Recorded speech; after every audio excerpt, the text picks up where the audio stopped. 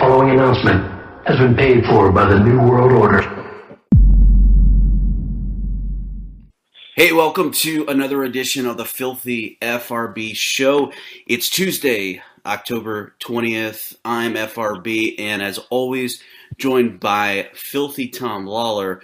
And today, really excited to welcome to the show a pro wrestling legend, a MMA enthusiast. His name is Sean Waltman. You guys might know him better as X-Pac or the Lightning Kid or the Kid or the 1, 2, 3 Kid or 6 or any other names that you might have there.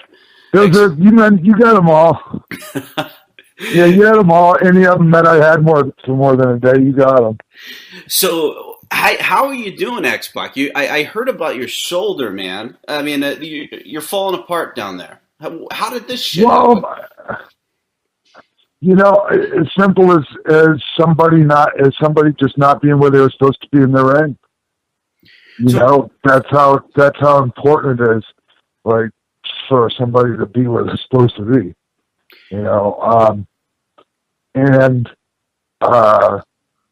know, it was my fault too, but still, you know, it's just things can go so wrong out there, you know, and a lot of people in our industry don't even understand it yet because something hasn't gone terribly wrong for them yet. So, you know? So how did it happen? And what is it? Is it a labral tear, torn labrum? That's one of them. Yeah. You know, I was in a tag match with Magnus. Nick Aldis. Yeah, right? He's excellent too. Yeah, excellent. He's excellent. And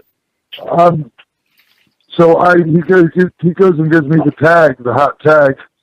Oh, my dog. Sorry. So Magnus goes and gives me the hot tag. I come in, and I pretty much, because I work every, you know, this is my job. I don't do anything else, but I'm a professional wrestler, and that's all I've ever done. So I never know who I'm going to be in the ring with, you guys. And a lot of times, you know, guys aren't very competent or just really inexperienced, you know, whatever the case may be. So I like to keep it basic and simple, and I have it pretty much laid out how I'm going to do it, no matter who it is I'm working with. And, you know, I come in the ring, you know, and I duck one guy's clothesline, and the next guy's supposed to be there for the clothesline, and I'm going to hit him with the clothesline. And, hey, this isn't ballet. That's kind of a cliche in our business. This ain't ballet when somebody bitches about getting hit hard. Because when I ducked and I went to bring the clothesline to that guy, you know, I bring it, and I expect them to bring it on me too, you know. And the guy wasn't even in the ring yet, and he was stepping through. And so he comes up, and basically I just, instead of hitting him in the good spot, I hit him right in the head, right in the part of the head that you headbutt somebody with, you know. And boom! Immediately, I'm like, fuck my bicep and my pec, and that's exactly what my bicep. My pec, I tear my pec tendon, separated clavicle, bruised lung, and torn labrum. Holy shit! That's a hell of a day, huh, Tom? Yeah, and I was pissed, man. I was so fucking mad, and I finished the match too. You know, it was about another minute left in it. Had to get my shit in, you guys. So. But you know, Tom, that's a little bit similar to MMA fighters. You know, like if you have a guy come through into the gym who's reckless and doesn't know how to spar correctly, doesn't know how to train, I mean, they could put you out for, I don't know. Look at TJ Grant. TJ Grant was going to fight for the world championship. The guy's been gone for like 2.5 years. Yeah, I've heard, you know, like some horror stories like that, and that's a shame too. You know, all that work a fighter puts in, you know, in camp, and then gets hurt, but you know, by a clumsy sparring partner or whatever. Yeah. Now, unfortunately, unfortunately, Sean, these guys, hey, I'm not, and I like the guy felt so bad, you know, and I cursed it, and I was so fucking mad when I got to the back, you know, and my shit hadn't all swelled up yet. So, you know, I think maybe some guys kind of thought I might have been just overreacting and being a diva, or however the fuck you want to put it. Just a hothead. And I have a little bit of a hothead when it comes to what I do. But, you know, I was really mad. But, like, now I'm not, you know, like, the guy feels really bad. And I just told myself, just fucking let yourself, don't lose any sleep over it no more. You know, the guy beat himself up enough. They're competent guys. It was just, he made a mistake and it cost. You know? And, I mean, I worked 2 nights ago. Oh, fuck, did it hurt. Really? I know. I don't mean to sound like a bitch, but I'm just being honest with you. Well, no, not at all. I mean, professional wrestlers are some of the toughest people. I mean, your shoulders all fucked up, and you worked. But Tom, and check it out. I'm in the state of Maryland, Maryland State Athletic Commission, right? So I get there and I'm like, oh fuck, I got to go through the physical and all that, you know. And I'm like, the doctor gets me and he grabs my arms and he starts cranking my fucking arm up over like he was putting me in a top wrist lock. He goes, "Does this feel okay?" And I'm like, "Oh fuck yeah, it feels fine, doc." Oh fuck, man. So I was like thinking the guy must know I'm hurting and he's fucking rid of me, right? So anyways, they let me in. He could have just thought you were keeping up kayfabe by selling the top wrist lock. No, I didn't sell it at all. Fuck it. So I've been doing. I got a lot of my range of motion back. It's just that the tendon there, it's kind of just dangling there right now. So I'm gonna have to do something about it pretty soon here. Yes. Unfortunately, I have 2 weeks in the UK coming up. I'm leaving on Thursday. So, Tom, you know, just to tie this into fighting a little bit, when you got a guy who comes into the gym you might not know as well, and maybe they're a little bit too aggressive, I mean, what do? Do you tell the guy, hey, just fucking calm down? You know, because all these guys, you know, they might want to go in there and say, hey, I got the best of, you know, one of the top light heavyweights in the UFC. How do you deal with it? Yeah, there's a few different scenarios that usually end up playing out. You know, and I'm sure it's very similar to a lot of things that happen in professional wrestling when you get a guy who's out of control. A lot of times you'll have like an enforcer whose job is to kind of shut that guy down, right? And yeah, so sometimes you'll have that happen. And I mean, I've been in plenty of gyms, and it doesn't happen nearly at the rate that it used to. But I'd say about 7 to 8 years ago, you'd have guys getting green lighted in the gym if they were going too hard. There'd be somebody there to sit them down. Now, you know, kind of cooler heads have prevailed because, you know, people realize the inherent risks associated with not only sparring with somebody who's out of control, but also, you know, the damage that you can, you know, do to yourself or that they can do to you in that situation. So how does one? I'm sorry. Yeah, no, go ahead. I was just wondering how somebody's ego and their pride plays into it as far as dealing with somebody right in the middle of the situation. Yeah. You know what I mean? Yeah, sometimes, you know, I think it just depends on the person. I know for myself at this point, I think as I get older, like I think I get a little bit smarter, and I may be wrong about that, but, you know, I used to be a guy I had no problem fighting some guy. You know, if some guy came in off the street and wanted to spar, hey, no problem. I'm going to prove to you, you know, that you shouldn't be here in the gym. But nowadays it's kind of like, I'm just going to stay away from this guy. You know, you don't want to be out there working, you know, a hard match with a guy who's really green and doing, you know, you don't want to be doing a lot of high spots and putting yourself at risk or in danger. Yeah.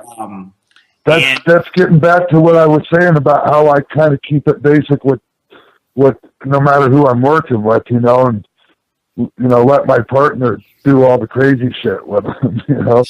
But, you know, you're talking about enforcers. Our enforcers are always the guy that wasn't the guy that was winning all the matches. It was the guy he was losing matches, but he could kill anybody. You know? Yeah. So So, Sean, like when you were in your, WWF, WCW, who was the guy? Who were the guys that you'd say, that guy's the toughest guy? I mean, we all know about Haku, but like other than those guys, like who are some guys that you'd say, yeah, they were legit? Man, it's hard. Here's the thing, Brian. Like I like to consider myself like a tough person, like, compared to the average person walking the streets. But man, in that locker room, those are some fucking men, man. It's like the whole fucking locker room is full of them fucking type of guys that you're talking about. Yeah. I mean, there's also some big dudes that are the biggest fucking pussies I've ever met in my entire life, too. Like that, you hit them with something, they bitch and piss and moan, and, so, I mean, it kind of goes both ways, but, and a lot of the tough guys weren't even the bigger guys, but Steve Blackman was a really tough, like, more so just dangerous. Mm-hmm. Because he's always thinking about how to fucking kill you, He ran. I could tell you a story. I could tell you a story off air about him. That holy fuck. What were you gonna say, Tom? Well, Steve Blackman ran, what was a pretty successful MMA gym in, I think, Harrisburg, Pennsylvania, for a while. Oh yeah. I said I'm not sure what happened with that, but I and remember he loves his weapons, man. He loves his weapons. Yeah, we saw a kendo stick make its appearance last night at Raw. Bringing it back from the old Steve Blackman days. But Sean, I did some work on the Florida independent scene in I'd say 2006. I wrestled for about maybe a year and a half, and one of the guys that had a part in training me was Alex Porteau, the pug. Oh, Alex, yeah, and I knew him from Dallas. Yeah, he had no problem beating the shit out of people. He surely didn't. You mentioned guys that not a lot of people remember. Guys that were losing matches. He was he might have been losing some matches, but he had no problem letting you know that he could beat the crap out of you. So yeah, like especially a guy that really had no place being in the ring. Like, sometimes think that this shit's just some kind of like. I mean, the business is full of it actually these days. Guys that really need to just get hammered in there and just show that, like, this is not a fucking joke, that you can just come on the weekend, not go to the gym, not work out, but come on the weekend and fucking think you're a pro wrestler. Like, I mean, it pisses me the fuck off, you guys, honestly. So you got these guys that are like weekend warriors, and they want to tell people they're pro wrestlers, but they're not willing to put in the work. Is that kind of what you're getting at? Yeah, and and there's a lot of guys that'll like take their money, and even some guys that have actually done, that actually were reputable and know what they're doing, like sometimes need the money, and they'll take the money from some people and then they'll end up leaving after a couple of weeks, and they'll say, oh yes, this guy trained me, or that guy trained me, and or somebody trained you. Or I had this fucking happen in Tennessee not too long ago. I was like, well, who trained you? Oh, we just trained ourselves. I'm like, what the fuck? Was it backyard shit? No, it was like legit. It was me and Ricky Morton versus Tracy Smothers and somebody. Oh, wow. Oh, Rob Conway. I'm sorry, Rob Conway. So, and it was a good show, but it was just in Tennessee, and I guess, I don't know why these guys were on the show. Maybe they sold tickets. I don't know what the fuck. So they would actually... They would actually tell somebody with the experience that you have in the business, oh, I trained myself. Because you didn't even know any better. I mean, because in wrestling, there's a pecking order, same as in MMA. You look up to the guys who have, accomplished a lot in the business. Sure. And so at least in MMA, the guy couldn't be in there unless he was at least fucking tough. That's what you think, Sean, but that's not always the case. No. There's so many parallels, honestly, between the two businesses that realistically it's one giant business, with a couple of different branches that splinter off. The roots are the same. Yeah, exactly. And, you get a lot of guys that come into MMA gyms, and I'm telling you, MMA gyms, they'll take people's money. Now, it's not always the case that they're getting people ready for fights. Some people are just in there to get in shape, Sure. But that doesn't happen at a pro wrestling school. Nobody's going in there going, hey, I'm just going to do this so I get in, better condition. People have the mindset that they're going to be able to do something just because they've seen it on TV. And unfortunately, I'm sure for the wrestling business in a way, it's more accessible now to get training than it was, way back when. So it's harder to weed out the crap, It's very similar. Yeah. And a lot of it's part of it is just that our business isn't as guarded as it was, and it's not kept a secret anymore. It's kind of like there's not a whole lot secret about Freemasonry anymore, but it's still a secret society, right? There's not a whole lot secret about wrestling anymore. Yeah. So anybody thinks they can just go do this shit, Yeah, it's like it's one of those open secrets, like Skull and Bones at Yale. And I know you're into a lot of political. I always hate when people say you're into conspiracy theories, and they'll say, Brian, No. you're into conspiracy theories. And my response to them is, why does it always have to be a theory? A lot of these conspiracies have been proven. Yeah, that's just a brand. That's just a label that gets thrown on it to marginalize anybody that has a little bit different way of looking at the world. In my opinion. How would you categorize your view? Because I in my 20s, I'm a little bit older than Tom. I'm 33 now. I identify. Brian, you're older than me. Okay. 1 year older than me. Come on. No, it's like 6 months, but whatever. Hey, so I identify now as a libertarian. 10 years ago, I was this, mainline George W. Bush Republican. And then I kind of woke the fuck up. How do you identify? I mean, if you do at all.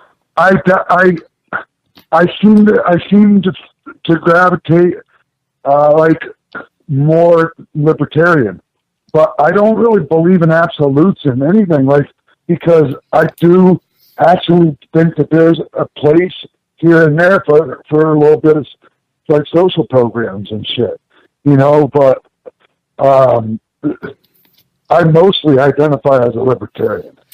How about you, Tom? I know you called you got some heat because you went on some forum. You called somebody a liberal.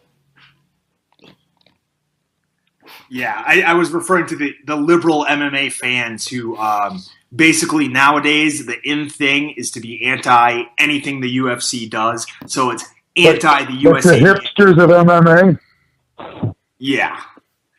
So yeah. Because some jabroni was trying to say that Tom is a company guy, just like a lackey, for the UFC, which is as far from the truth. I mean, he talks to me. I mean, number one, who's one of the most. That's what I was going to say. He's on a show with you. Just watch. I mean, if Tom gets in the top 5 of the UFC and starts getting in these co-main events or main events of pay-per-views, this show won't exist. Brian who? Yeah, and it won't be Tom's doing. It'll be somebody else's. Yeah, you might have somebody knocking on your door in the middle of the night ready to take you out at this point, bro. Yeah, but, I don't like to, because there's certain things about different people I see in politics. Mostly, I think they're all full of shit. Politics-wise, it's all a big fucking work along the lines of wrestling. That's why it's like to me, it's not so hard to see because I'm used to that kind of shit. But most people, they just don't get it. they think the left and the right are these big opposing things. They're the same shit. Two sides of the same coin. Come on. Yeah, I think Alex Jones, the great radio personality out of Austin, Texas, he coined the term the false left-right paradigm. That's a perfect way of putting it. Yeah, a lot of people say Alex does a lot of great work, man. I just wish he would tone the rhetoric down sometimes when he goes like on a Piers Morgan or something.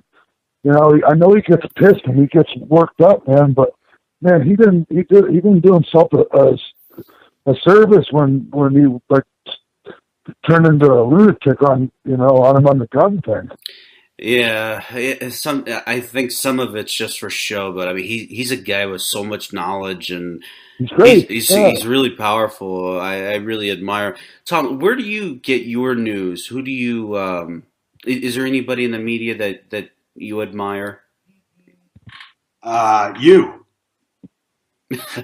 I wasn't fishing for it. I like a lot of different stuff, man. I'm sorry. Go ahead, Tom. No, I'm not, Brian. I'm not huge into the political scene at this point. I'm willing to vote for Trump just because he's a WrestleMania headliner. He's a WWE Hall of Fame. It's absolutely amazing, though, Sean, isn't it? In what was that, WrestleMania in Detroit? I think it was Lashley versus Umaga and Vince, and now the guy that headlined the biggest WrestleMania ever, I think 1.25 million pay-per-views, is now on the brink of becoming the fucking president of the United States. That's pretty apropos, like if you really think about it. I mean, could it be any the worse? The guy's cool. He's a cool guy. Donald Trump's a cool guy, man. Like, agree with him, disagree with whatever. I think what he's done to the whole deal is good. It's good for the sure, some of the rhetoric is I totally disagree with, but man, like some of the shit he says on the money too, man. And if nothing else, guys, I think what it proves is that, there is a viable opportunity for people who are outside of the normal scope of what we consider a politician to really make some headlines. Even if he doesn't become the president, even if he doesn't get, a nomination from the Republican Party, at least he's got the word out there that, there is a chance for people who are not, towing the policy or the party lines, so to speak. So I think it's great. To me, like anybody but Clinton or Bush, honestly, I don't want another Clinton or Bush. I love the Clinton years, don't get me wrong, but I just don't think that's going to be a good deal. That's just my opinion. I think if we get another Clinton in office, there's going to be plenty of Bush in that office. But here's the thing, Sean. It's just like even if Trump gets in there, and I hope he does, because I think it'd just be fucking interesting. It'd be like Saturday Night Live every fucking day. Even if he gets in there, what's really going to change? And these guys are puppets for the global elite, are they not? Sure. Yeah. Plus you got, unless he's going to do the executive order gimmick, like out the yin yang, like our current president has, like he does have to deal with Congress. So it's not just I'm going to be a benevolent dictator and just push everything. Hopefully not. Personally, I'd love to see a Trump versus Putin hair versus hair match set up in the future, but I don't know if we'll get that. I think he's right about how he would deal with Putin. I think he would. I think Putin would have respect for him because Trump does have balls. Yeah. All joking aside, Donald Trump walks in a room, he commands that room. He's the alpha male in that room. Sure. So him and Vince are like, it's kind of funny those two together because they're both that guy, Yeah, that's it. So. That's interesting. Usually those types of guys clash a little bit, but they seem to have a great relationship. Well, they do. If you look at Donald Trump's Twitter feed, if you look at his followers, people he follows, which is very few, that Vince is one of them. That's about it. So that segues into a topic I wanted to ask you about. What is your current relationship with Vince McMahon? It's good. Have our personal relationship or a business one? Well, don't you think business is personal? Actually, you're right, and that's funny you say that, because whenever somebody used to pull, and Vince had done this to me actually, and I use this line on him, so it's funny you say that. He said, "It's just business. Don't take it personal." I said, "My fucking business is personal, Vince." Because I'm like, you should fucking know that. Yeah, of all people. You know, if you take away business opportunities, it can hurt your personal life, your ability to put food on the just table. Creatively, I'm talking, Tom, Brian, Tom. I'm talking more on the creative side, even like because I can't even relate to how they have things now, where a guy doesn't even really have too much input, supposedly, in their own creative process. Which I don't. I think that's overstated, honestly, or it's changing at least. But shit, like that was the big part for me, was the creative, and along with it came the money. But when you're creative and good, the money comes along. So it's just like when you do something for the love of it, the money comes. If you're doing it for the money, it's not the like if somebody gets into wrestling and they're getting into it because of the fame and the pussy or the excuse my expression, but all those things, that's the wrong reason, and those people usually just flounder around, the independents and whatnot. That's why Tom got into fighting. Yeah. And now, don't we all basically do everything for that? Like, at least for the P part? Well, there's a funny, Kid Rock. They asked Kid Rock. He was saying, I think it's funny, all these musicians who say, people ask me, why am I involved in music? And they're like, oh, for the love of music. And Kid Rock is like, no, fuck you. It's for the women and the fucking money. Just be honest about things. I honestly, man, it wasn't it was honestly strictly the love of wrestling. That was what drove me. I had this in my brain since I was 10 years old. Women was like the second, I never even had a relationship until I had my, the woman I had my children with. So, yeah, man, I was focused. Wrestling was it, So, yeah, so for me it was different. I guess I can't speak for others. And maybe I shouldn't be so judgmental as to what somebody's, reasons for doing something are. My reasons are my reasons. I don't know. Sometimes I can be a bit of a dick. I don't know. But Tom, your reasons, you were one of the few guys who actually watched UFC 1 in '93 from Denver, and that's what said, I want to do this when I grow up. Kind of. Okay. I watched UFC 2. So it wasn't, not UFC 1. I wasn't one of the real early adopters. But I was 12 years old, Brian, and man, at the time. 2 was still pretty damn early, man. It was still the same. Yeah. And it was crazy. Now, what's even more alarming to me in a lot of ways is that there was multiple times I remember in 1999, 2000, 2001.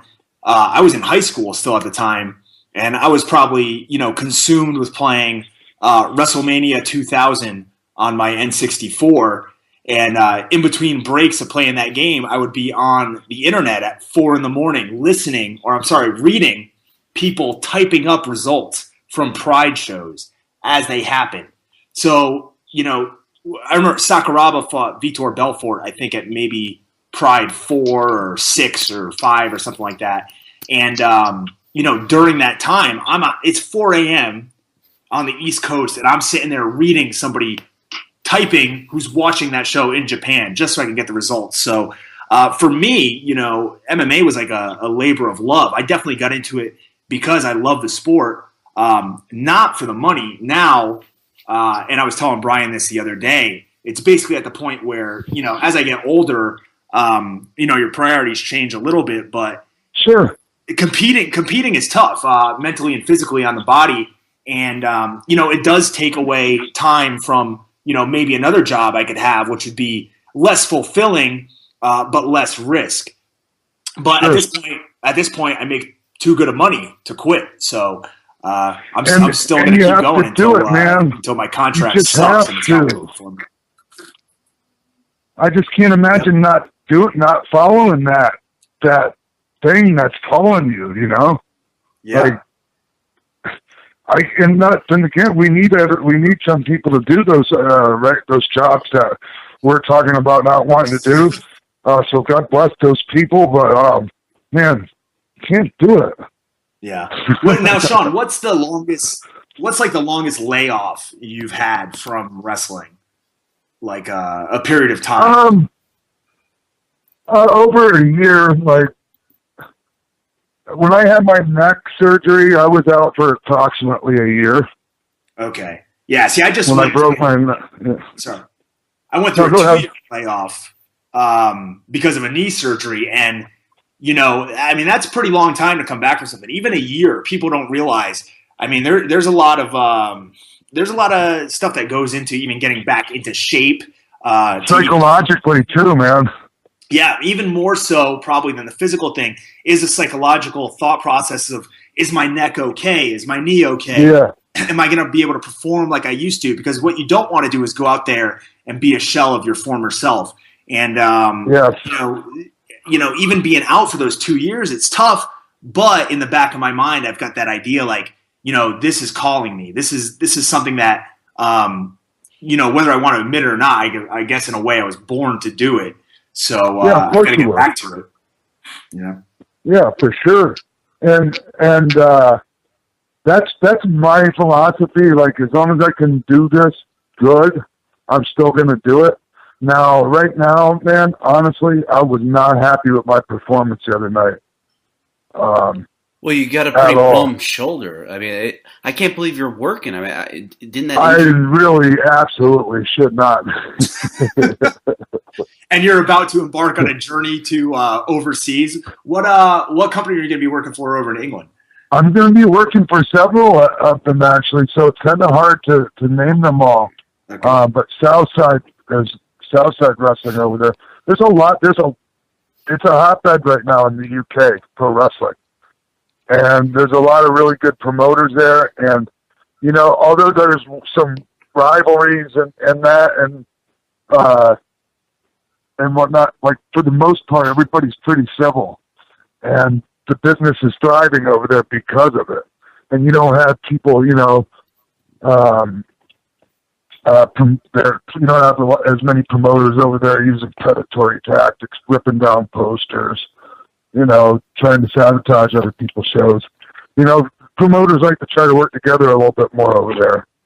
Yeah. It seems like that's one of the few, I don't know. I guess I would say it's one of the few markets where something like that can happen. But also it seems like, the increase of like globalization and being able to access, WWE content or wrestling content from across the globe has kind of had a positive effect on England, whereas in some places, it's had kind of an adverse effect, I think, in some ways.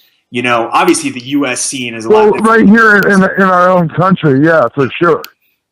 Yeah. For sure, but even here, if somebody provides a good product, like, it could be a niche, and it might not be a huge fan base, but it's still respectable in its own right. Like something like Chikara, I don't know if you're familiar with that. It's really out there, but it's entertaining as hell.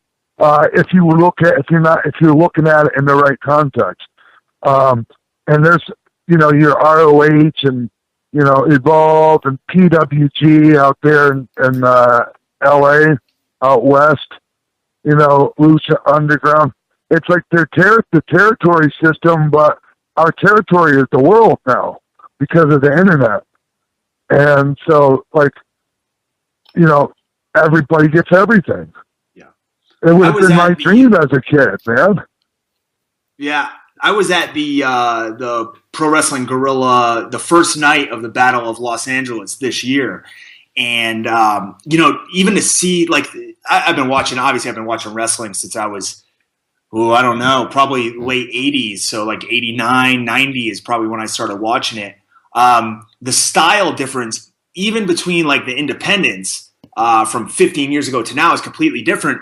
And now watching that Battle of Los Angeles, there was guys from AAA in Mexico there. Then, of course, you have, you know, guys who are, you know, kind of a high flying style.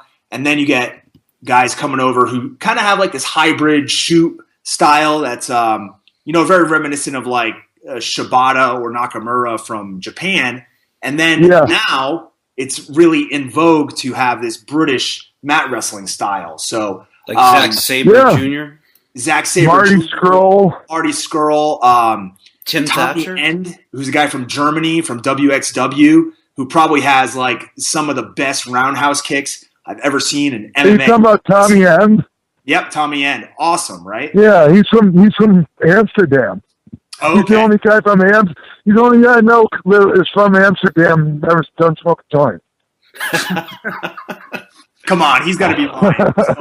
I swear, man. He's working. He's working you on that one. Wow. Maybe he is. I don't know. He had no reason to.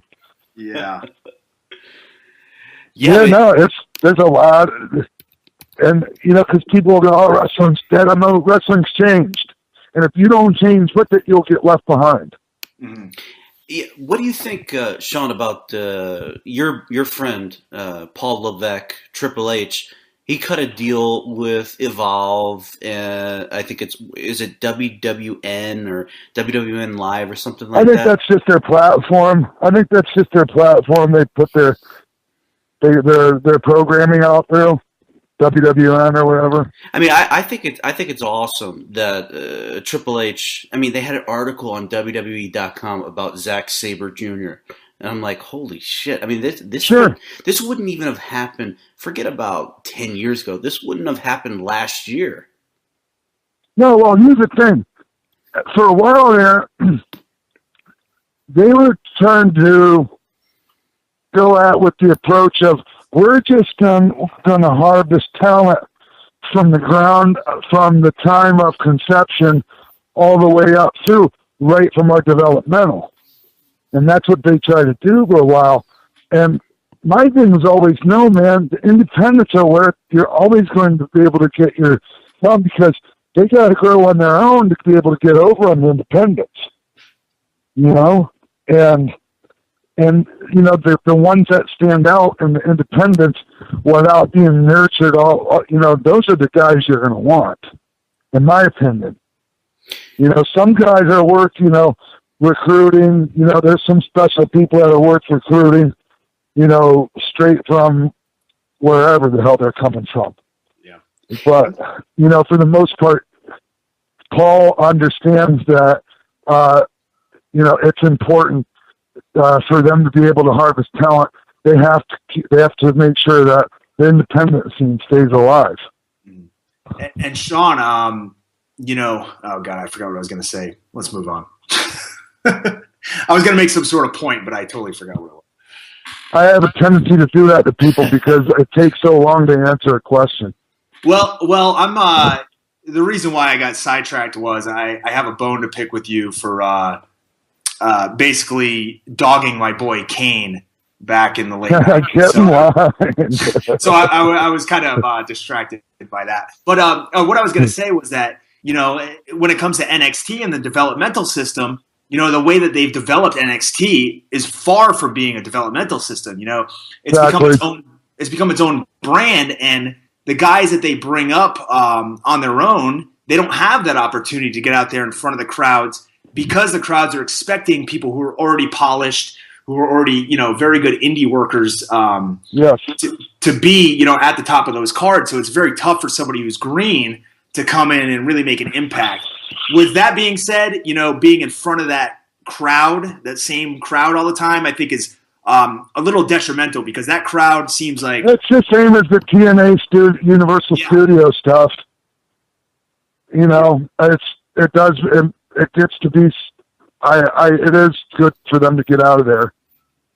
Yep, and I think striking that deal with Evolve is kind of it's the right thing to do because we'll see how it develops, but if they're able to put some of their really actually developmental green guys onto shows and get them more exposure in front of different crowds, it'll definitely pay dividends at the end. I'll give you a perfect example of that. Matt Riddle. Yeah, he just was on Evolve the other night, and he's somebody I sent to Paul. It's I think this guy's going to be really special. And they liked him, and so now he's, he did some stuff with them last night, and Gabe said he did really good. Sean, do you know he beat John Jones in high school wrestling? Who, Matt? Yeah. He never told me that, and we worked out a lot together. He's not really like that much of a bragger, actually. Yeah, he did. He did. He's a good amateur wrestler. He's a stud. Yeah. He had been so high he forgot. What's that? I said, I don't know when this was, but he may have been so high that he forgot. Well, John Jones. He's like RVD. You can tell that he's ahead. Yeah. Now I got another question about, and you may know about Matt Riddle. That guy's got 338,000 Twitter followers, which is just slightly less than you. But how the hell do you get that many followers? I don't know. I wasn't aware of it. I'm going to write a letter to somebody. That pisses me off, man. No, who knows? It doesn't surprise me. It's not something I really live my life by, like how many Twitter followers I have. Although I have quoted my number of Twitter followers, like looking back embarrassingly, like now to a few people, like trying to put them in their place. But I don't know. Good question. No, I'm gonna have to ask him about that. Well, he wasn't high times, so maybe he grabbed that. That demographic. Plus, he has the UFC demographic now, the wrestling demographic. So he's truly kind of a renaissance man in the year 2015. He's really good, man. He has really good technique in there. Yeah, really, because he's a big time wrestling fan. I like you, I guess. Yeah, I don't know about the. I'm not big on the barefoot wrestling gimmick. Me neither, man. Me neither. And the shorts too, man. I'm like, dude, you look like you're just got finished playing beach volleyball. Come on, bro. Is he trying to be like one of the Von Erichs? I don't know. I don't know, but yeah, you're right. That's the one thing I need to have a little talk with him about. I would think you come from a shoot background like Riddle. You should go in there with the Valet Tudo shorts. That's what I was thinking. Like the Shogun shorts. So much of this business, it's such a cosmetic business. Barefoot, that might work. If you want to go barefoot, tape your feet, tape your ankles up, like Muay Thai style or something, at least. Yeah. I don't know. But I think Rusev was doing that. Now he's even wearing shoes. Yeah, I tell you what, when you're working every night, like even amateur wrestling shoes, like I've been wearing most of my career, that's not much of a protective sole. And stone bruises happen all the time, and those things are a son of a bitch. Another thing, every time I watch Raw, like to me, one of the most glaring things I see is Dean Ambrose is out there wrestling in jeans and boots. And I'm like, how the fuck is this guy not killing himself? Like, I know. I can't even wear long pants and walk around. And this guy's wrestling in unless they're the Chuck Norris action jeans from the 80s. I don't know. With the funny end scene that used to be in the Karate Illustrated magazines, the century stunt jeans. I remember those. Yeah, somehow he got. They had the boot cut. But Tom, they got jeans now that are they're like sweatpants, like they're denim, but they got some kind of other stretchy material in them. Yeah, but there's no way that Dean Ambrose is wearing those. Those things, I yeah. I don't know. No, they probably put a special crotch in those jeans. But I honestly, this is just me, and I've seen Dean Ambrose wear regular trunks to wrestling, and he looked just fine. I'm not a man. There was one match where like everybody in the match, there was the Harpers against Dean and somebody. It was like everybody in the match was wearing like jeans and a damn lace beater. Yeah. You should like. I don't want to watch wrestling where you can go to Walmart and pick up your wrestling gear. Well, I do like watching Kevin Owens, but you know, I get what you're saying on that. Yeah, I do too. But even I think he's a little. But it's his. If that's how he wants to do it. That's what you know. He feels pretty strongly about that. Yeah, I just about the T-shirt thing. I just think he should own the way he looks. I wonder what his ceiling is. You know, wearing basketball gym shorts. I mean, that's what the guys at the YMCA will wear. That's kind of I'm not a big fan of that, but I'm a big fan of his. Huge fan of his. Yeah, especially last night after he did that pop-up power bomb on Mark Henry. I mean, Jesus. Well, yeah. I guess that's more Mark Henry getting up there, which is amazing. Mark Henry's a hell of an athlete. Jesus, yeah. Kevin Owens with those basketball shorts, that's one thing. Anytime we have a fighter who's going to go in there and fight, if the opponent is in basketball shorts, you know you're going to win. Hey, man. Well, hey, that might have been what they thought in Pancras when Boss Rutten showed up in those funky-ass gray whatever shorts he was wearing. Yeah, and those smacked somebody with that open palm and almost made their head explode. I bet you they were rethinking their open-handed strike rule after he came. Yeah. He's wearing like the short European, swim. He was wearing some funky gray-ass shorts the first time he fought over there.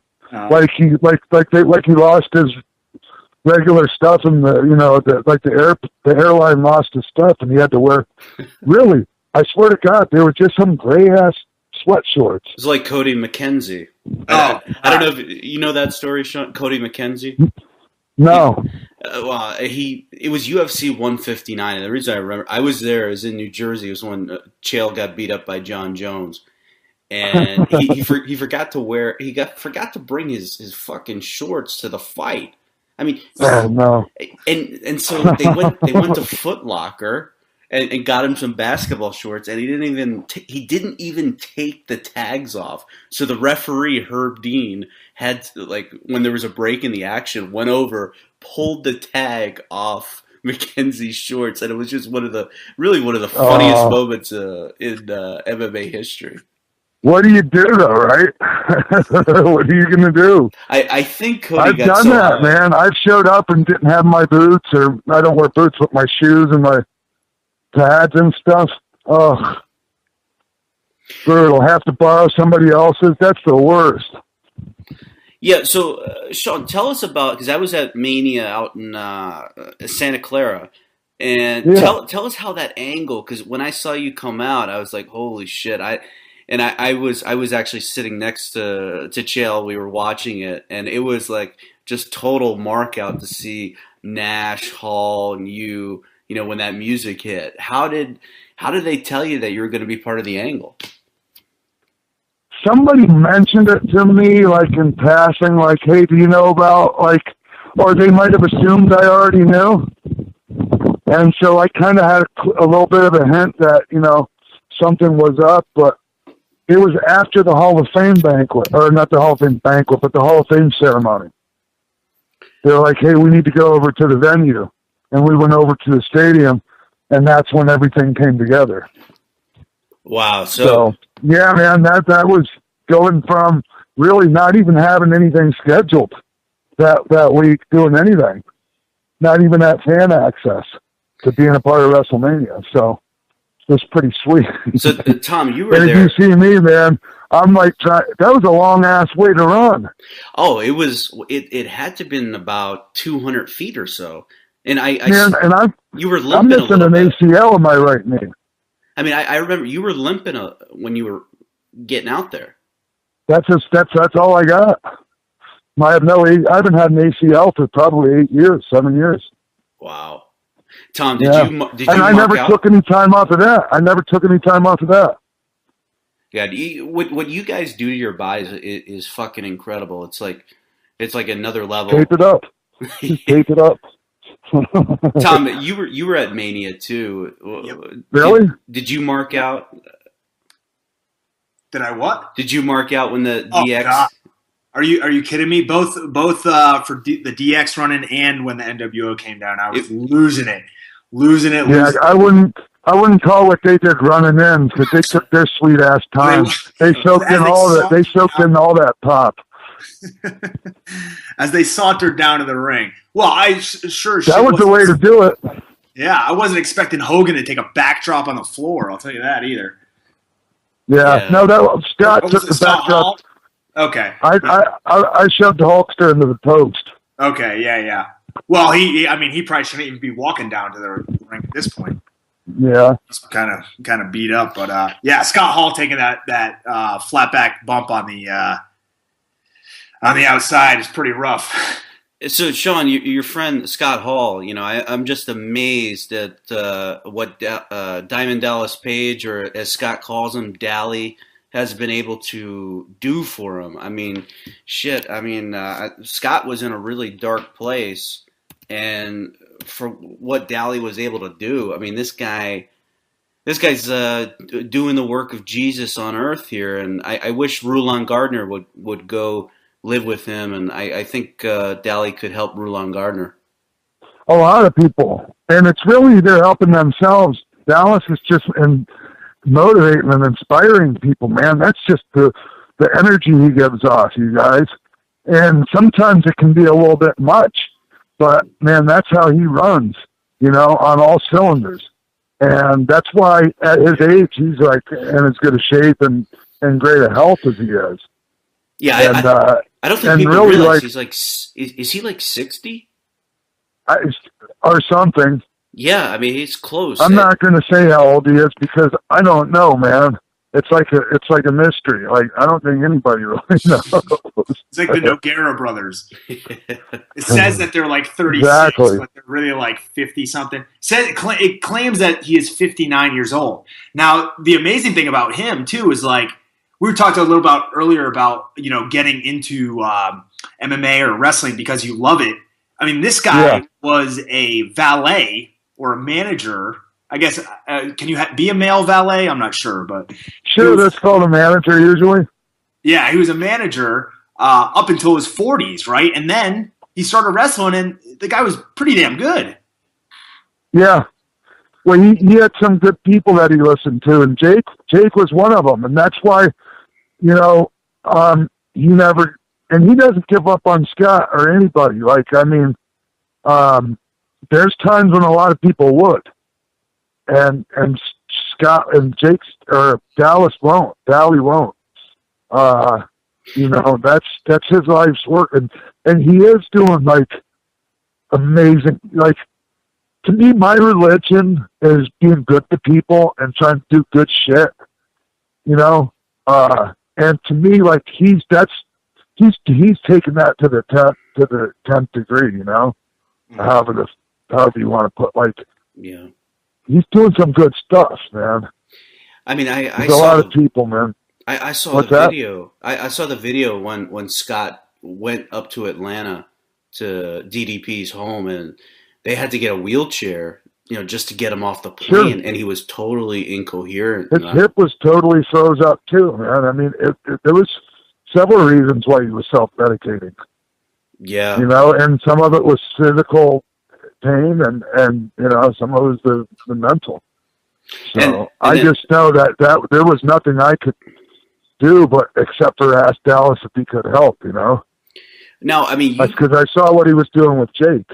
Yeah, I mean, that's amazing. And Jake has a movie coming out that the rebuilding of Jake the Snake. I really want to see it because, I mean, that guy, the resurrection of Jake the Snake Roberts. I mean, there's a guy that everybody thought was just a total lost cause. Sure. Even especially him. That's the reason why he stayed so lost all that time. I mean, Tom, he said something like he wished every night that he would not wake up, and he just didn't have the balls to commit suicide. I mean, that's when you know you're in a pretty dark place. Yeah, it's rough. Yeah, I've been there, and I actually did. I tried to, man, but I wasn't my time. Yeah, you know, I read about that. It was actually your Alicia Webb, right? Is that a ex-wife or ex-girlfriend? Girl, yeah. And she. I mean, we lived together for she was with me in Mexico for a long time. And she resuscitated you? She found me hanging. She got me unhung and performed CPR on me for 45 minutes. Wow. Till the ambulance came. Yeah. Yeah, I was pretty determined I was going to finish it. So, but I'm still here. That's why everybody was was so quick to write, well, not everyone, so many people were so quick to write Lamar Odom off. I'm like, I've been there. I've literally, and people are like, oh, you haven't been there. Trust me, I've been there. And I'm okay. I mean, I'm not okay, but I'm doing pretty good. Yeah, I'm better than most. But you seem to be doing really well. I mean, you've kicked all the gimmicks. I mean, you don't drink. You're not using painkillers even after this shoulder surgery. No. How do you did you go to rehab or did you? Or was it I've been to 4 of them. Or 3 of them. Was it 3 of them? Yeah. Is that what helped you get off it, or was it you had to do it yourself? The third one gave me the third one. They actually worked on the source of my problem and not the symptoms. Not just saying, hey, don't drink, don't do drugs, go to meetings. You know what? That might work okay for somebody, but it don't fucking work for me. Sorry. And it just doesn't. Yeah. So,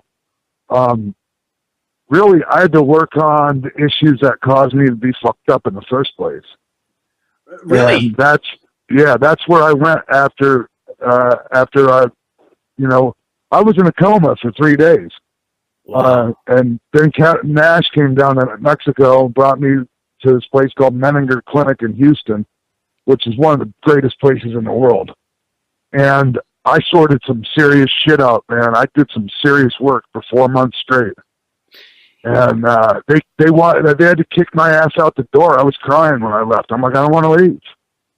And I want to get more. I want to get more of what you're, helping me get here. And that was Vince who helped pay for that. Yeah. Yeah. Every single time I was on my ass. Guess who was there? Vince. But he wasn't looking for a fucking pat on the back. Yeah. That's what people don't get about him. Sean, it sounds kind of like to me, and now I don't really know firsthand because I am a model citizen and I've never been to jail. But, the U.S. jail system is set up as kind of like a punishment. They're not set up to rehabilitate. And if you look at really what I would consider to be some of, and you guys may completely disagree with me because of your libertarian stance, but some of the most productive and best governments in the world, as far as I'm concerned, reside in the Nordic region of Europe, and those places will rehabilitate people. That's the purpose of their jail system is to rehabilitate people and get to the root of the problem and make them better, not chastise them and outcast them from society. And it sounds like, that is the way. That's how a libertarian is supposed to think if they're really a libertarian.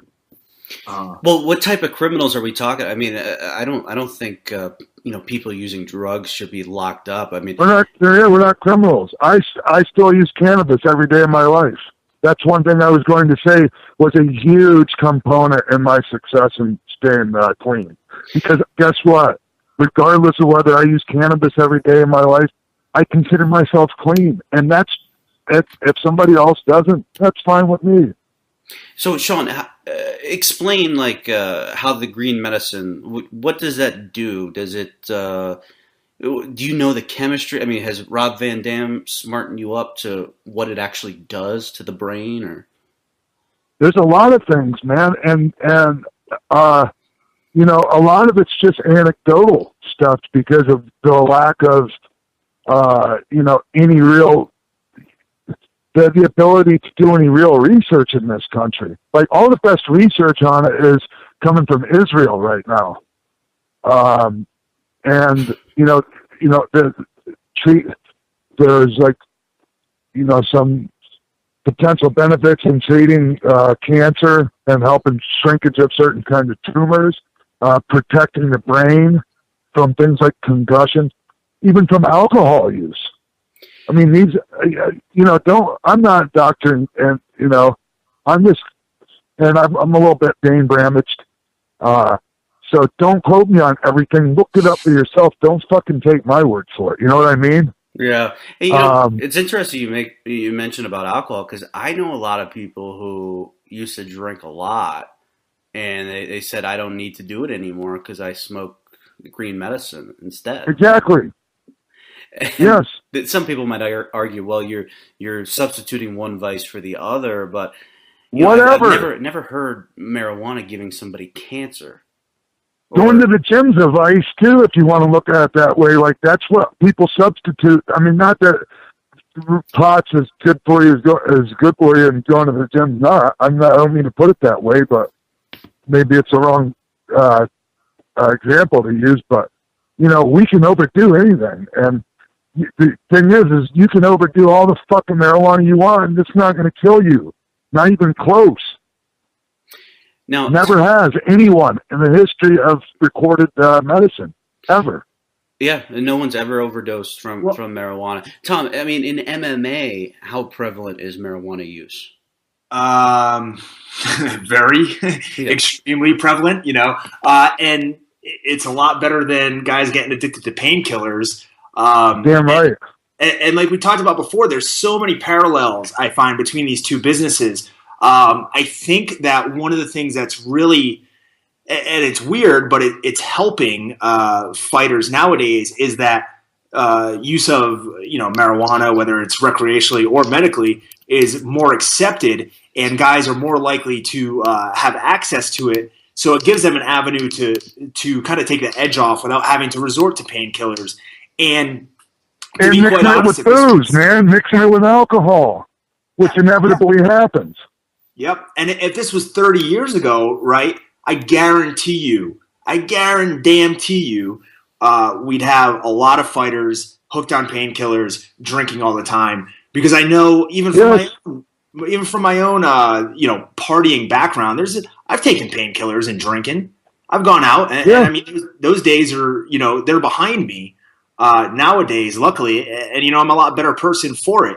So I think that anything that can kind of curb the idea that you're going to use like substances like painkillers or alcohol and abuse them in order to suppress whatever feelings you have is like one of the worst things that you can do. So this persecution, man, this persecution has got to stop.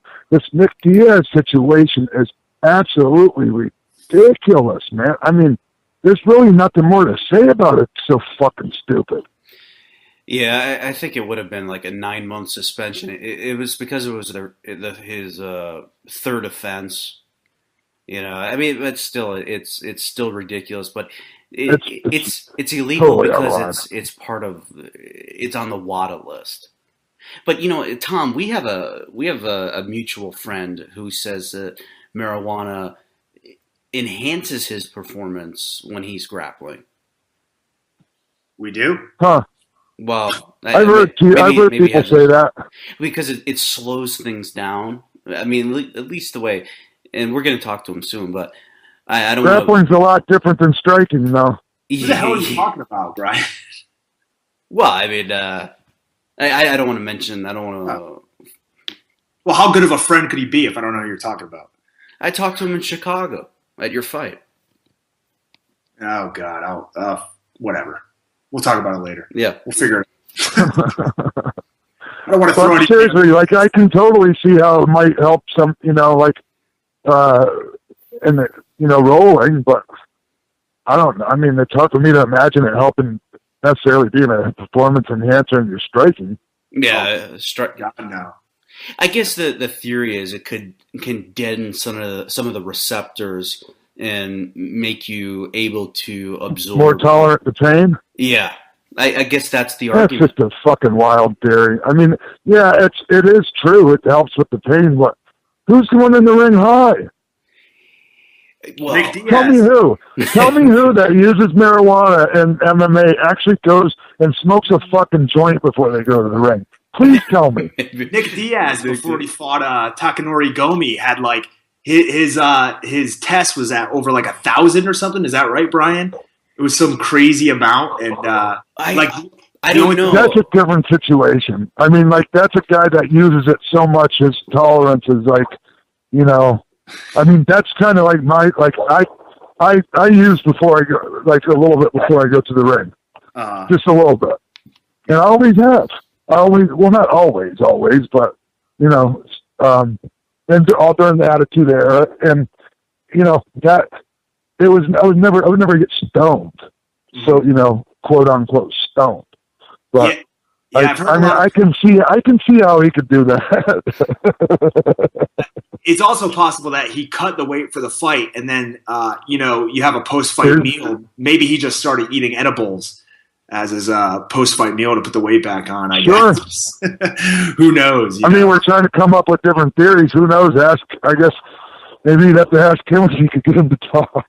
I mean, one of the things that I don't know the science behind it that well, but I heard that they test for metabolites, and the only thing that tells you is, yes, they have smoked somewhat recently. It does not tell you if they're impaired. It's not like a blood alcohol concentration where they can say, yeah, you were a 0.17 or a 0.18. That's like over double the legal limit. And it depends on how dehydrated or hydrated he was too when he gave a sample. Yep. And you know I'm happy you bring that up, Sean, because guys that are cutting weight and going into the ring and absorbing brain trauma while dehydrated, that is so much more fucking dangerous than anybody smoking a fucking plant. I mean, you absorb brain trauma dehydrated, you could fucking die, and that's not an exaggeration because it's happened. Absolutely. It happens in boxing. Wasn't there a fighter that fought pretty recently, maybe last weekend, who's was in a coma, right, from one of the PBC shows, I think? Yeah, it was a fella. Wow. He fought in Fairfax, Virginia, and I guarantee you that dehydration had some role in it. The same goes for the guy that fought Boom Boom Mancini that time years ago. Yeah, the Korean fellow. Yeah. Yep. Oh yeah, hey, there's many times I've not been hydrated properly and gone in there, and that's one of the things that I need to be more mindful of is keeping hydrated. Yeah. With your travel schedule, Sean, with your travel schedule, I just know whenever I fly or I drive somewhere for a long period of time, it really messes with your ability to stay hydrated and to eat good quality food. And that stuff, you can get away with it for a little while, but after a while, if you're not hydrated, it really tears you down. Yeah, it's brutal. It's brutal. And a lot of guys will inevitably start eating shitty and, just letting themselves go in that regard. And it's not so much anymore. Guys are a lot more you don't see as much anymore, but God, when guys used to go and party we used to just party every night hard and then get up and go to the gym and then go and drive to the show or get on the airplane, and sleep on the airplane. Yeah. Now I always wonder what's say you're on the road, traveling from city to city. Nowadays, what's your go-to meal if you're on the run? Where would you stop? What would you get? I do a lot of protein supplements, honestly, lately, and I try to eat just protein and fat more than anything, and I'll eat shitty on the weekend. And when I say I eat that, I might, if I feel like it, I'll eat something crappy. Yeah. But I try to eat a lot of cheese, and I'm not afraid to drink a gallon of milk a day. I'm really not. Mm-hmm. I enjoy milk. I eat a lot of yogurts, and I love sushi, man. Oh yeah. What about Chipotle? I need to get Chipotle. stuck. I've only been there twice ever. What? I swear to God. Wow. I think it was that episode of South Park when they had that Chipotle way. I don't know if you ever saw that. Yeah. I think it ran me off. Are you? You're down in Florida, correct? In St. Pete. I'm in Philadelphia. Oh, you're in Philadelphia. Oh. Yes. Okay. Well, I'm sorry to hear that. And let me tell you, it's not always fucking sunny in Philadelphia. No. Now, I've been there plenty of times, and I had a bunch of fun there. But man, I'm from the Northeast, and that weather can really get to be a problem. But Philly's an awesome city. Yeah. I've been at that. No, it's nice out, man. I'm sitting outside right now. I'm chilling. Yeah. So you can only do that for about another month. Yeah, exactly. So, Sean, just to tie this up a little bit, you've been so generous with your time. It feels like it's been 10 minutes. Say there's somebody out there that's listening to this that's struggling with prescription drug addiction, alcoholism, what have you. Are there any words of encouragement as somebody who's gotten past all of those demons and in your life? Is there man, you're like I never presume to think that I'm completely past any of my demons, because I don't want them to sneak up on me, when I'm not fucking paying attention. But man, I've left them fairly, pretty much in the dust. I got a pretty good head start on them right now. It's going to take them a little while to catch up to me. But man, honestly, man, if you're still if the consequences have gotten that bad and you're still using, man, you need to get to the bottom of what's making you do it. What's making you self-medicate, and whether it's you were abused, I was sexually abused as a child. That's not even the only reason. Come to find out, I'm not going to get into my whole grocery list of stuff, but it could be something so crazy you won't even realize it until you actually open up. Man, that's the real way of really kicking the substance abuse in the ass, man, is actually being okay, being in your own head without being fucked up. Excuse my language. I always have a terrible mouth. But and if you just are, especially the opiates, the painkillers, the oxy, if it's too much, I went through some serious withdrawals, and I ended up on a medication called Suboxone for 3 years. And I finally took 3 months and weaned myself off of that. But it was a miracle drug for me, man. There's some people who go, oh, that shit's bad too. And yeah, maybe it can be, but I'm going to tell you what, when somebody thinks that it's hopeless, that shit will give you your life back if you want it. And it helps keep you from having cravings. So, that's what when you hear drug problem these days, I mean, besides alcohol, it's usually pills, some kind of pills. You don't even hear as much of just Coke. It's usually poly, it's usually all of the A to the Z, Bubba, as Sheik would say. That brings me back to one of the great stories in wrestling when Vince McMahon brought the Sheik in, and it goes something like Vince said, "Sheik, we need to talk here," and Vince says, "Your test was a positive," and Sheik goes, "Oh, great. Mr. McMahon. Excellent, brother. Excellent. Excellent. I know I've been training and work out, everything." No, Sheik, positive. That's bad. Oh, yeah. No. That's the part of the story. That's the part of the story where he goes on to go, well, did so-and-so positive? And then he starts naming all the guys up that he was doing coke with. Don Morocco, Hacksaw, Greg the Hammer, all medicine man.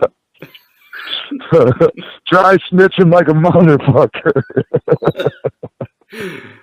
Oh man. Oh shit, man. The last guy I want to ask you about. We had him on our show, and it was the most bizarre conversation ever. Was Virgil? Oh God. Are you are you like kind of friendly with your former NWO teammate, or is like? I mean, when I see him, man, I give him a hug and everything. But I'm the one, probably guy, that will just flat out tell him, "You're being a piece of fucking shit, Virgil." What, when he's trying to hustle people? I'm like, try a personality transplant and see how that fucking gets you. Like, I mean, you can't just go up to somebody, give them a picture without them asking for it, and then fucking take money out of their hands. That's just such. I mean, and then just him poaching outside other people's appearances, putting up a card table outside of RVD's appearance one time. He called some place that Kevin and Scott and I were going to be at, wanting to show up. I mean, I don't want. I don't wish him any harm. I want to. I would like to see him realize that he's kind of being a piece of shit. What do you think? Unless it's all a work, which is, I'm not a big fan of that particular brand of performance art.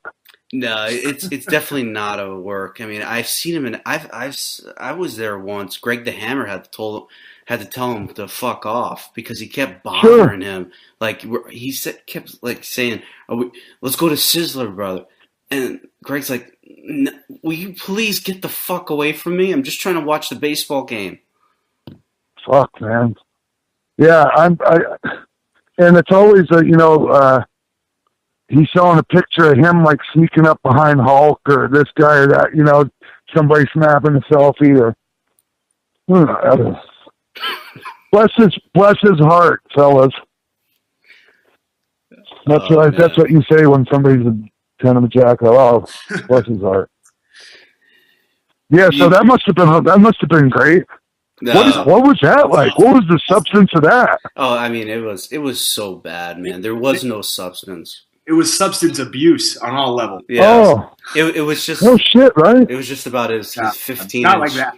His 15-inch penis, and Well, he said it was 14. Which is it? 14, 15? Is he measuring it from his balls or his asshole? 14 and a half. Yeah, I mean, it was a fucking shit show. It doesn't get hard though, man. That's the wrap on that. Who told you? What is it? Pat Patterson tell you that? Or? And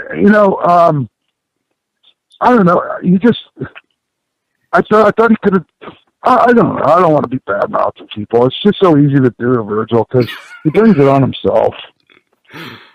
So he just made a lot of money, man, for not doing a whole lot. Oh, he did absolutely nothing. I mean, some of the WCW payroll has come out.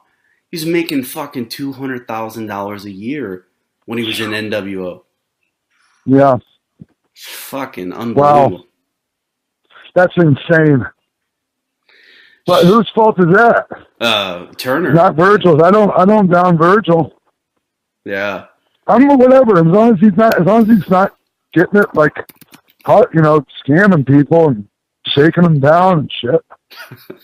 Well, They'll do porn. Isn't there a market for people with 14-inch penises? Yeah. Well, let's hope that doesn't happen. Hey, Tom, do you have anything in closing for X-Pac? No, I mean, we could talk. We could talk for hours and hours. Yeah, you got to remember, Ryan. When it comes to stuff like this, I was such a huge wrestling fan as a kid. Still am. That it's almost surreal in a way, and I just thanks for your time, Sean. I mean, it's been great. I was sending Brian a message as we're talking here, saying this is a great interview. I mean, this is really good stuff. So in closing, I'd just like to, congratulate you on being a part of the greatest stable of all time in X Factor. And, I hope you recover. Thank you, man. I hope you recover. We were doing our job, man. We were doing our job. We were healed. Yeah. And, I hope you recover from that shoulder injury, get back to 100%. And it's awesome to still see, you out there working. Anybody that has a chance to see you live or, even catch you on an iPay-per-view or something, I'd strongly recommend it. Or like come out to, we do Comic-Con. Like I'll be at Wales Comic-Con coming up in November, and some more stuff. And I'm sure Scott and Kevin and I will be doing some more stuff together coming up. Like I think we have something. Oh, no, I can't. Anyway, man, congratulations to you. Am I allowed to say it? Oh yeah, it's out in the public. Yeah. On the phone, congratulations on the baby Finn. Right? Oh, thanks a lot. Yeah. It's still crazy. Everybody tries to give you a little bit of advice, like, when you have the baby, you're gonna fall in love immediately, and it's life changing. Yep. This and that. But until it happens, you really, really just don't get it. And then you go, oh, yeah, you're right. Yeah. So, yep. It's awesome, Tom. Man. He's beautiful, man. Congratulations to thanks. you. And I don't do a whole lot of these. I don't like to do a whole lot of these because, man, here's the thing. You come on and then somebody's like reading off a list of questions. I'm like, man, these are questions that I have answered 1,000 times. Like, go on YouTube. You know what I mean? And so thank you guys for being refreshing and like having a conversation with me. Because that's what people want to hear, man. They don't want to hear that other bullshit. Well, so I appreciate you guys having me. I appreciate you saying that, X-Pac, because I don't know any other way. I'm not an interviewer. I sometimes write a rough outline of things, but I know what you're saying. It's not one of those stereotypical shoot interviews, and I think I said that to you a couple of days ago. It's like I don't do the shoot interview anymore. I won't even do it. I don't care how much they offer me. I've already done too many of those fucking things. Yeah. So it's just everything should be a shoot. What am I going to do? Go in character and start pretending like, oh, yeah, me and Brett, we really went at it for 25 minutes and we were trying to kill each other. And come on. Yeah. Do people need to do that at all anymore? A couple weeks ago when Roman Reigns is in the ring and, the fans are chanting boring and stuff at him. He goes, no, this is real life. And it's like. I remember that. Really? Really? Bray Wyatt walks around with a lantern in real life and trying to spook people? Like, I don't know. Yeah, that was like that segment started off okay, and they drug it out too long and they lost them. Yeah. Shit. All right. Hey, X-Pac, again, we really appreciate the time. It was awesome talking. My pleasure. We'll keep in touch, brother. And Tom, let you have the last word there. Why? I don't know. Why are you giving that to me? Because then that takes the heat off me to come up with a good closer. I apologize for turning on Kane and taking his girl.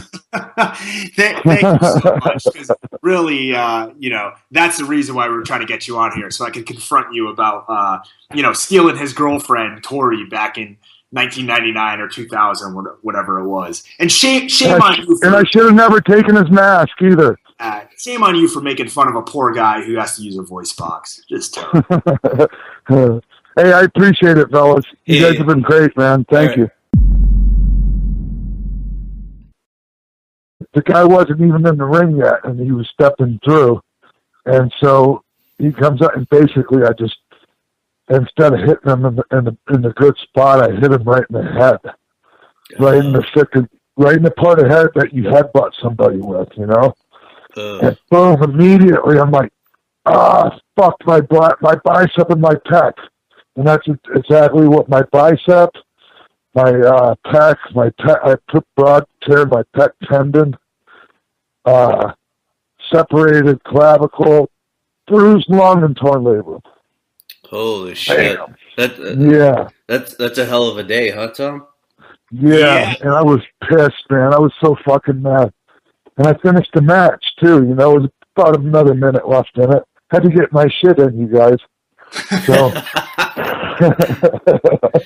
But Tom, that's a little bit similar to MMA fighters, like if you have a guy come through into the gym who's reckless and doesn't know how to spar correctly, doesn't know how to train, I mean, they could put you out for, I don't know. Look at TJ Grant. TJ Grant was going to fight for the world championship. The guy's been gone for like 2.5 years. Yeah. I've heard, like some horror stories like that, and that's a shame too. All that work a fighter puts in, in camp, and then gets hurt, by a clumsy sparring partner or whatever. Yeah. Now, unfortunately, Sean, he's fucked, man. So I was thinking the guy must know I'm hurt, and he's fucking rid of me, right? So, anyway, they let me in. He could have just thought you were keeping up kayfabe by selling the top wrist lock. No, I didn't sell it at all. Fuck it. So I've been doing. I got a lot of my range of motion back. It's just that the tendon there, it's kind of just dangling there right now. So I'm gonna have to do something about it pretty soon here. Yeah. Unfortunately, I have 2 weeks in the UK coming up. I'm leaving on Thursday. So Tom, just to tie this into fighting a little bit, when you got a guy who comes into the gym you might not know as well, and maybe they're a little bit too aggressive. I mean, what do? Do you tell the guy, hey, just fucking calm down? Because all these guys, they might want to go in there and say, hey, I got the best of, one of the top light heavyweights in the UFC. How do you deal with it? Yeah, there's a few different scenarios that usually end up playing out. And I'm sure it's very similar to a lot of things that happen in professional wrestling when you get a guy who's out of control. A lot of times you'll have like an enforcer whose job is to kind of shut that guy down, right? And so sometimes you'll have that happen. And I mean, I've been in plenty of gyms, and it doesn't happen nearly at the rate that it used to. But I'd say about 7 to 8 years ago, you'd have guys getting green lighted in the gym if they were going too hard. There'd be somebody there to sit them down. Now, kind of cooler. Hey, I'm not, and I like the guy felt so bad, and I cursed, and I was so fucking mad when I got to the back, and my shit hadn't all swelled up yet. So, I think maybe some guys kind of thought I might have been just overreacting and being a diva, or however the fuck you want to put it. Just a hothead. And I have a little bit of a hothead when it comes to what I do. But, I was really mad. But, now I'm not, the guy feels really bad. And I just told him, I said, just fucking let yourself, don't lose any sleep over it no more. The guy beat himself up enough. They're competent guys. It was just, he made a mistake and it cost. And, I mean, I worked 2 nights ago. Oh, fuck, did it hurt. Really? I know. I don't mean to sound like a bitch, but I'm just being honest with you. Well, no, not at all. I mean, professional wrestlers are some of the toughest people. I mean, your shoulders all fucked up, and you worked. But Tom, and check it out. I'm in the state of Maryland, Maryland State Athletic Commission, right? So I get there and I'm like, oh fuck, I got to go through the physical and all that, And I'm like, the doctor gets me and he then grabs my arms and he starts cranking my fucking arm up over like he was putting me in a top wrist lock. He goes, "Does this feel okay?" And I'm like, "Oh fuck yeah, it feels fine, doc." Oh, how did it happen? And what is it? Is it a labral tear, torn labrum? That's one of them. I was in a tag match with Magnus.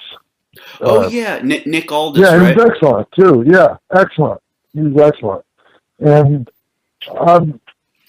so he goes and gives me the tag, the hot tag. Oh my God, sorry. So Magnus goes and gives me the hot tag. I come in, and I pretty much, because I work every, this is my job. I don't do anything else, but I'm a professional wrestler, and that's all I've ever done. So I never know who I'm going to be in the ring with, you guys. And a lot of times, guys aren't very competent or just really inexperienced. whatever the case may be. So I like to keep it basic and simple, and I have it pretty much laid out how I'm going to do it, no matter who it is I'm working with. And, I come in the ring, and I duck one guy's clothesline, and the next guy's supposed to be there for the clothesline, and I'm going to hit him with the clothesline. And, hey, this isn't ballet. That's kind of a cliche in our business. This ain't ballet. When somebody bitches about getting hit hard. Because when I ducked and I went to bring the clothesline to that guy, I bring it. And I expect them to bring it on me too, And the following announcement has been paid for by the New World Order. Hey, welcome to another edition of the Filthy FRB show. It's Tuesday, October 20th. I'm FRB, and as always, joined by Filthy Tom Lawler. And today, really excited to welcome to the show a pro wrestling legend, a MMA enthusiast. His name is Sean Waltman. You guys might know him better as X-Pac or the Lightning Kid or the Kid or the 1, 2, 3 Kid or 6 or any other names that you might have there. You got them all. Yeah, you had them all. Any of them that I had for more than a day, you got them. So, how are you doing, X-Pac? I heard about your shoulder, man. I mean, you're falling apart down there. How did this shit happen? As simple as somebody just not being where they were supposed to be in the ring. That's how important it is, like, for somebody to be where they're supposed to be. It